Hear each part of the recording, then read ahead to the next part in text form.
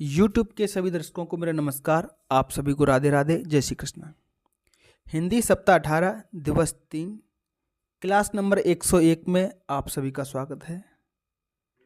इस पूरे सप्ताह में हम आपकी भाषा भारती का पाठ 12 का अभ्यास कर रहे हैं, जिसका नाम है खूंटे का घोड़ा। उम्मीद है आपने ये पाठ अच्छे से पढ़ लिया होगा। इस कहानी में कौन कौन से पात्र थे, किसने क्या कहा, ठगों ने बंजारे के साथ क्या किया, बूढ़े व्यक्ति ने क्या किया और मुखिया ने क्या किया, ये आप सबको पता है। नहीं पता है तो एक बार सरलीकृत पाठ जो दिवस 1 में दिया गया है उसको पुनः फिर से पढ़ें। शुरुआत करते हैं मौखिक चर्चा के साथ। ये चर्चा आप अपने शिक्षकों के साथ अवश्य करें, अपने दोस्तों के साथ, बड़े भाइयों के साथ भी कर सकते हैं। आपके घर सदस्य किन किन कार्यों में अपना सहयोग प्रदान करते हैं? तो माँ घर के कामों में, पिता खेती के कामों में, चाचा काका खेती के कामों में हमारी मदद करते हैं। आप घर के कामों में किन किन चीज़ों का उपयोग करते हो? तो घर के कामों में झाड़ू, पोंछा, बर्तन, खेती के कामों में हल, ट्रैक्टर, इन सब की चीज़ों का हम उपयोग करते हैं। पठन बोध में प्यारे बच्चों, भाषा भारती के पृष्ठ क्रमांक 73-74 से पढ़िए। तो अब बारी आ गई बेटा आपका पाठ 12। आप पुनः पूरा का पूरा पाठ 12 अपनी पुस्तक से पढ़ें, पेज नंबर 73 और 74। लिखित भाषा पे आते हैं। बंजारा यदि घोड़े पर नहीं बैठा होता तो अन्य 4 जानवरों के नाम लिखिए जिन पर बैठकर बंजारा जा सकता था। मान लो घोड़ा बंजारे के पास नहीं था तो और कौन से जानवर जिन पर वो बैठ सकता था? तो वो गधे के ऊपर बैठ सकता था, सांड के ऊपर बैठ सकता था, ऊंट, खच्चर, बैल और भैंसा। ये सब जानवर ऐसे हैं जो पालतू हैं, इनको पाल करके और बैठने के लिए इनका उपयोग कर सकता था। प्रश्न क्रमांक 2, बड़े बूढ़े लोगों को बार बार खांसी क्यों आती है? अक्सर आपने देखा होगा दादी नानी घर में, माता पिता या उम्र जिनकी ज़्यादा होती है, लगभग 60 के ऊपर, 60 से लेकर के 80-90 तक, तो उनको बार बार खांसी आती है। क्यों आती है? क्योंकि उम्र के साथ शरीर कमज़ोर हो जाता है तथा कई बीमारियां शरीर में आ जाती हैं, इसलिए बड़े बूढ़े लोगों को बार बार खांसी आती है। ठीक है प्यारे बच्चों, तो ये सब उम्र की वजह से और कमजोरी की वजह से होता है। अगला प्रश्न है प्रश्न क्रमांक 3, चौकन्नी निगाह से क्या आशय है? चौकन्नी निगाह का अर्थ है बहुत सावधानी से किसी की निगरानी करना या किसी पर नजर रखना। बिल्कुल चौकन्नी, देखते रहना कि क्या क्या हरकत हो रही है। अगला है शब्द वाक्य पठन लेखन गतिविधियां। दिए गए वाक्यों में उचित विराम चिन्ह का प्रयोग कीजिए। प्रश्न क्रमांक 1 है रवि कहाँ रहता था? देखो शब्द आ रहा कहाँ, मतलब इसमें प्रश्न पूछा जा रहा है। जो जिस वाक्य में प्रश्न पूछा जाता है उसके अंत में हम इस प्रकार का निशान लगाते हैं, ये इस तरीके का प्रश्नवाचक। तो प्रश्नवाचक निशान लगा करके वाक्य को दोबारा से आप लिख दीजिए, रवि कहाँ रहता है और प्रश्नवाचक चिन्ह ये लग गया। ठीक है प्यारे बच्चों। अगला प्रश्न है गौरव एक अच्छा लड़का है। तो बेटा है साधारण वाक्य है, तो है के बाद वाक्य खत्म हो चुका है, तो वाक्य की समाप्ति पर आप पूर्ण विराम लगाएं, इस तरीके का निशान। तो पूर्ण विराम लगा करके वाक्य को दोबारा से लिखें, गौरव एक अच्छा लड़का है, ये लिख दिया हमने। ठीक है, और ये पूर्ण विराम भी हमने लगा दिया। प्रश्न क्रमांक 3, शैली, तनु, गौरी बाजार जा रही हैं। तो बड़ा एक जैसे नाम लगातार आ रहे हैं, तो इन नामों के बीच में आपको थोड़ा सा पढ़ते वक्त रुकना पड़ेगा। जैसे शैली, तनु, गौरी बाजार जा रही हैं, तो इनके बीच में क्या लगा हुआ आप? अल्प विराम। तो शैली के बाद अल्प विराम, तनु के बाद अल्प विराम, गौरी बाजार जा रही हैं और हैं के बाद पूर्ण विराम लगाएं। ठीक है प्यारे बच्चों। चलिए अगला है योजक चिन्ह। इसके बारे में कई बार बहुत सारी चर्चाएं पिछले वीडियो में होती रही हैं। जब समान प्रकार के 2 शब्द आए, जैसे भाई बहन, दोनों का एक ही महत्व है, तो भाई बहन के बीच, नदी नाले के बीच योजक चिन्ह, माता पिता के बीच योजक चिन्ह, धीरे धीरे एक जैसे शब्द बार बार आते हैं 2 बार आते हैं तो उनके बीच भी योजक चिन्ह लगता है।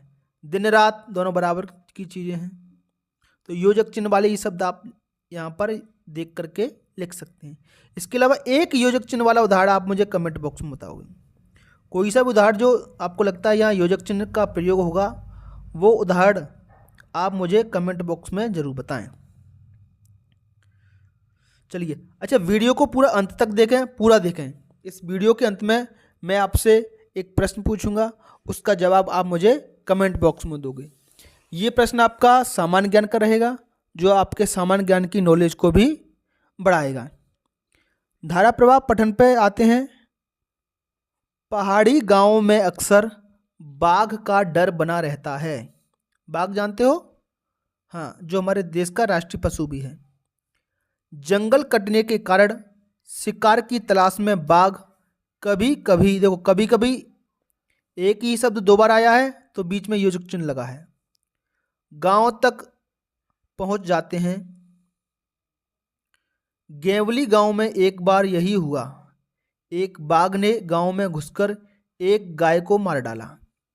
सुबह होते ही यह खबर गांव में फैल गई। डरे हुए लोग गोपाल आश्रम गए और उन लोगों ने मीरा बहन को अपनी चिंता बताई। मीरा बहन ने उनकी समस्या का समाधान किया, क्योंकि वे पालतू जानवरों की देखरेख करने पालने का कार्य करती थी। मौखिक प्रश्न है, पालतू जानवर और जंगली जानवर में क्या अंतर है? तो बेटा, पालतू जानवर वो होते हैं जिन्हें हम पाल सकते हैं, हमारे घर में ये हमारे साथ रह सकते हैं। जबकि जंगली जानवर वो जानवर होते हैं जो खतरनाक होते हैं और ये जंगल में ही रहते हैं। ये शेर, चीता, भालू, सियार, लोमड़ी, इस तरीके के जानवर, ये सब खतरनाक जानवर हैं, हमारे ऊपर हमला कर सकते हैं। तो ये ऐसे जानवर जंगल में ही रहते हैं। ये सब क्या कहलाते हैं? जंगली जानवर। लिखित प्रश्न है, सबसे तेज दौड़ने वाले जानवर के विषय में 3 वाक्य लिखिए। तो बेटा, आपको बता दें हम, सबसे तेज दौड़ने वाला जानवर है आपका चीता। चीते के बारे में 2 वाक्य लिखिए, 3 वाक्य लिख सकते हैं, 3 पूछे तो। चीता सबसे तेज दौड़ने वाला जानवर है। अगला वाक्य, चीता बहुत फुर्तीला होता है। इसमें बहुत फुर्ती होती है प्यारे बच्चों। वाक्य नंबर 3, चीते के शरीर पर धारियां भी होती हैं। इस प्रकार की काली और सफेद रंग की धारियां होती हैं इसके शरीर पर। ठीक है प्यारे बच्चों, चलिए आगे बढ़ते हैं स्वतंत्र अभ्यास की तरफ। अनुच्छेद पढ़िए और प्रश्नों के उत्तर दीजिए। वाणी एक अनमोल वरदान है। कोयल अपनी मीठी वाणी से सबका मन हर लेती है। मन हर लेना मतलब सबके मन को अच्छा लगना, किसी को पसंद आना। जबकि कोए की काँव काँव किसी को अच्छी नहीं लगती है। वाणी के बिना सब कुछ सूना है। मीठी वाणी का प्रभाव बहुत व्यापक होता है। मीठी वाणी से सभी कार्य सिद्ध हो जाते हैं। मधुर बोलने वाले का समाज में बहुत आदर होता है।